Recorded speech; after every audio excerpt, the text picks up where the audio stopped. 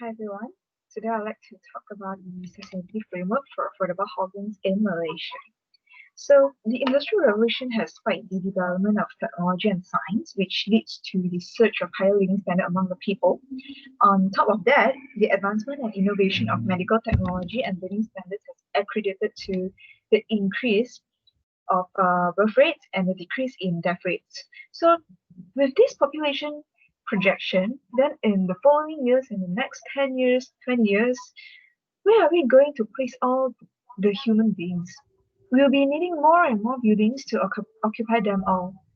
According to Smart City Index survey carried out in 2019, about 62% of its respondents has regarded affordable housing as the second most urgent matter to be solved in Malaysia.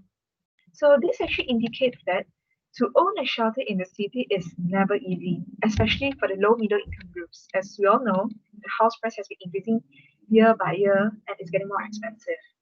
So having said so, even if the government has been offering affordable housing schemes such as public low-cost housing, the standard of living offered is yet up to par.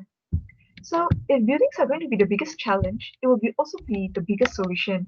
The idea of sustainability is often controversial in the building concept as the main construction project uses massive amount of energy while producing vast amount of waste.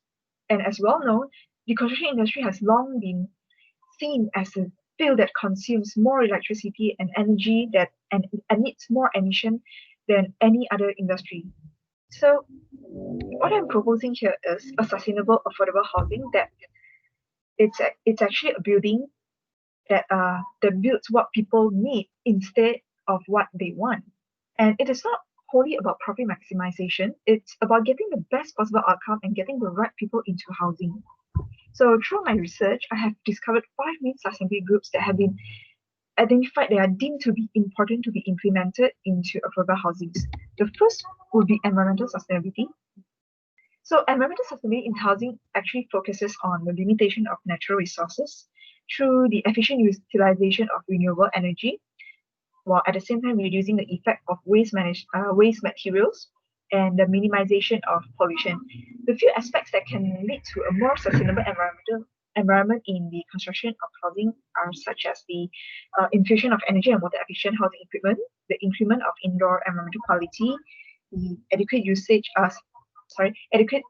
waste management facilities, as well as green selection of construction materials.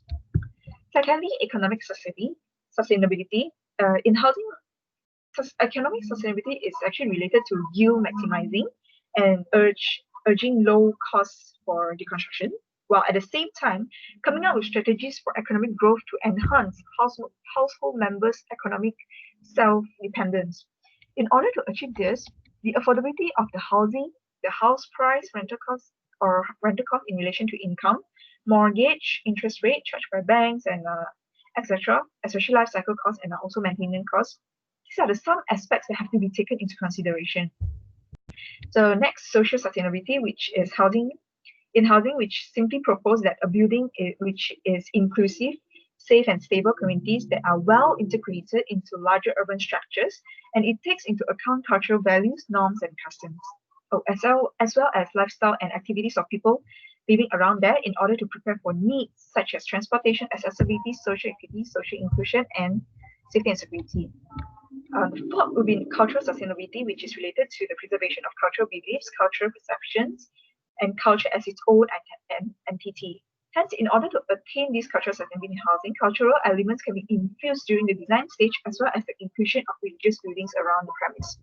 Lastly, it will be technological sustainability, which is important due to the increase in building material costs and the growing concern over environmental issues as the consequences of extensive usage of natural resources related to general construction. Okay. This premise sustainability framework actually could be used by potential housing purchasers as a guideline while considering buying a house based on their gender and age group. So besides this, it can also be shared to the Ministry of Housing and Local Government for future development for this group of targeted respondents. So that's all from me. Thank you.